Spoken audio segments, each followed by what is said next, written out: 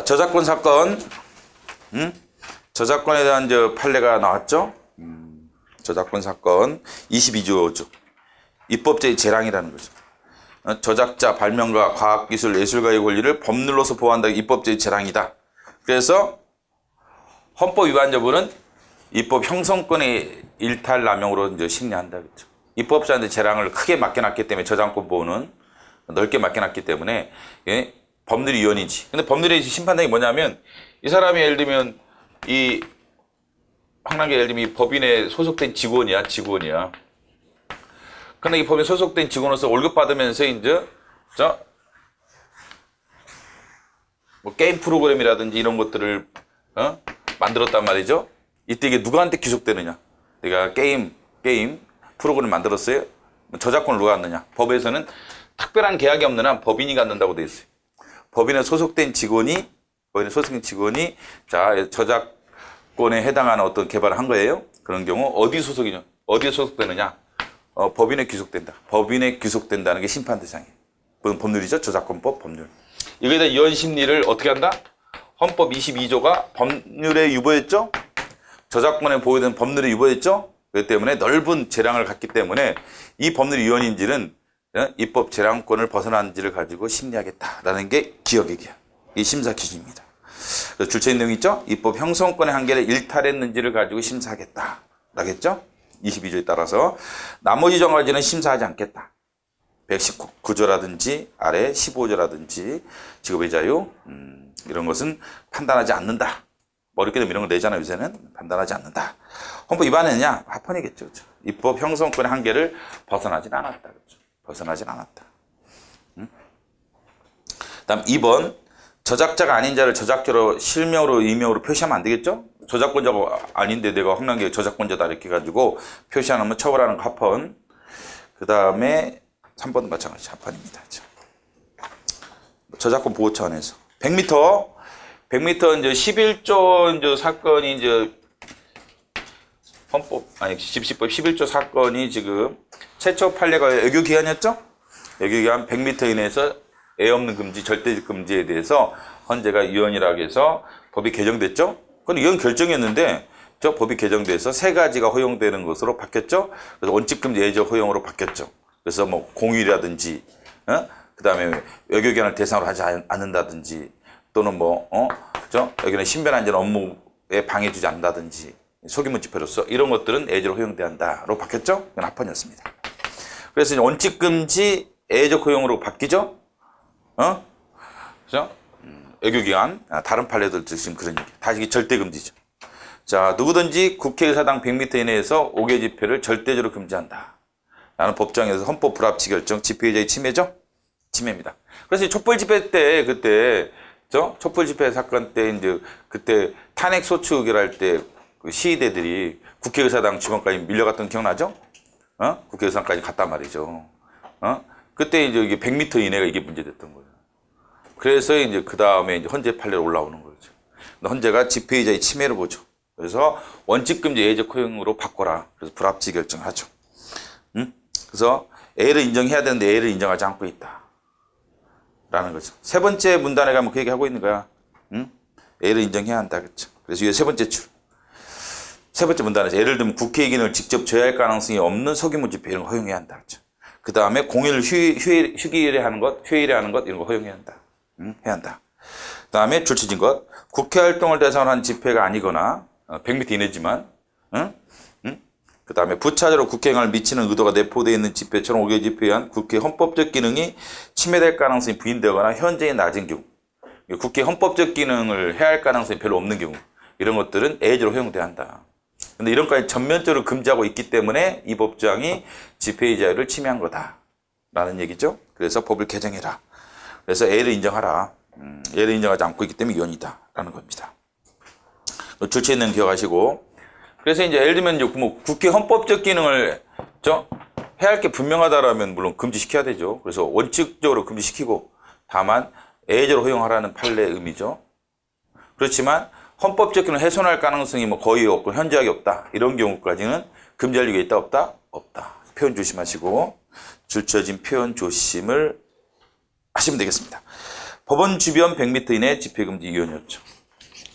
그 다음에 국무총리도 똑같죠. 공간 100m 이내 행진을 제하고 전면적 금지, 이것도 위원이었죠. 같은 논리죠. 건강기능식품 광고 사전 심의, 이것도 위원이라고 판례가 변경됐죠. 드디어. 그죠? 그래서 옛날에 의료 광고 사전 심의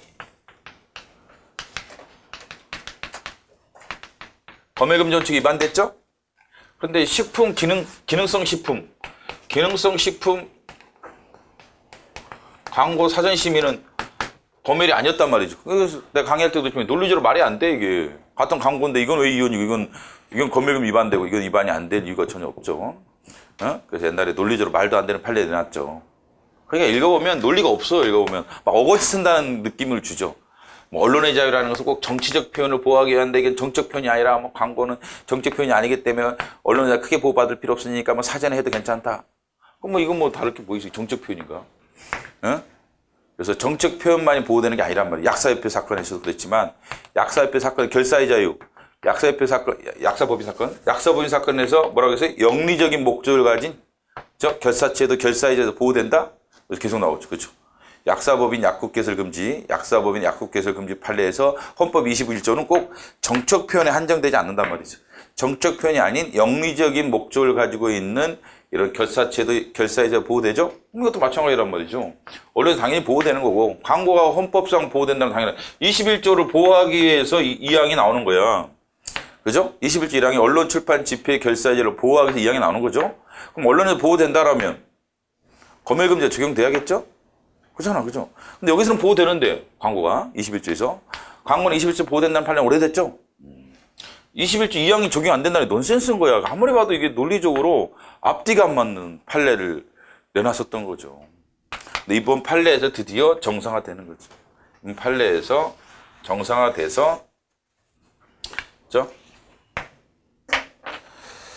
검열금지 원칙에 적용을 받죠. 상업 광고지만 검열금지 원칙에 적용을 받는다. 이것도 절대적으로 금지되죠.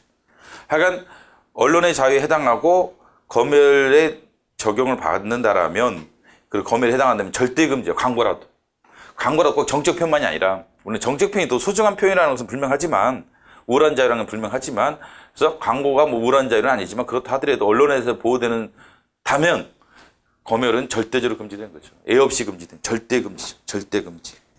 그래서 사전 검열 금지 원칙의 대상이 되죠. 그래서 이 판례 내용에서 현행 헌법상 사전 검열은 표현의 자유 보호 대상이면 기억하시기 바랍니다. 애 없이 금지된다라고 하죠. 애 없이. 판례 내용의 첫째 줄, 제일 위에 첫째 줄. 자, 현행 헌법상 사전 검열은 표현의 자유 대상이면 애 없이 금지된다. 그렇죠? 애가 없어. 절대 금지, 절대 금지, 절대 금지. 애 없이 금지된다. 0이에요. 애 없이 금지다. 0. 기억하세요. 애 없이 금지다. 과감하게 0으로 표시해야 돼. 애 없이 금지다. 0으로 표시해야 돼. 시험장에서. 그 다음에 기능성 식품도 마찬가지다. 상업 광고지만 표현의 자유 보장이 되기 때문에 이 항에 적용이 된다. 그래야 논리적으로 쌍이 맞는 거예요. 그렇죠? 그러면 뭐 검열이지 뭐 똑같은 논리로 검열이다. 라는 거죠. 그래서 검열금지 원칙 위반된다. 판례가 변경됐죠. 판례 변경이 이루어졌습니다. 5번 경찰관 직무집행법 경찰 장비에 무기, 경찰 장구, 체류제 있죠? 발사장치 있죠? 살수차 있단 말이죠. 그래서 살수차 있죠? 그 다음에 옆에 점 찍고 앞에 체류제가 있구나. 체류제 있고 살수차 있단 말이죠. 이게 있는 경찰관 직무집행법에. 그래서 이제 경찰관 직무집행법을 따라서 이제 경찰청 훈령이 만들어졌죠? 근데 거기 뭐라고 하냐면 혼합살수가 돼 있다. 혼합살수. 살수에서 살수차를 이용할 수 있다. 혼합살수. 혼합살수가 뭐예요? 이 체류제랑 물이랑 섞어가지고 살수차로 뿌리는 거지. 이렇게 만들 수가 있느냐겠죠. 그래서 혼합살수가 이루어지는 거죠. 이건 물론 각하가 되긴 하지만 혼합살수 행위에 대해서는 위헌이 나왔죠. 예? 그래서 이게 여기에 근거를 두고 있지 않다고 보는 거야. 경찰관 직무집행법은 살수니까 물만 넣어야 되고 체력을 넣으라는 말은 없기 때문에 그죠? 이것을 살수차에 체력을 넣어서 결합해서 뿌리는 것은 경찰관 직무집행법에 근거가 전혀 없는 거다. 엄격히 해석하는 거죠.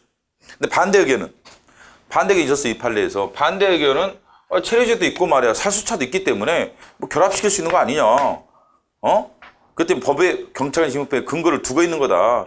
두고 있기 때문에 법률 원칙 위반이 안 된다라고 반대 의견을 주장했죠.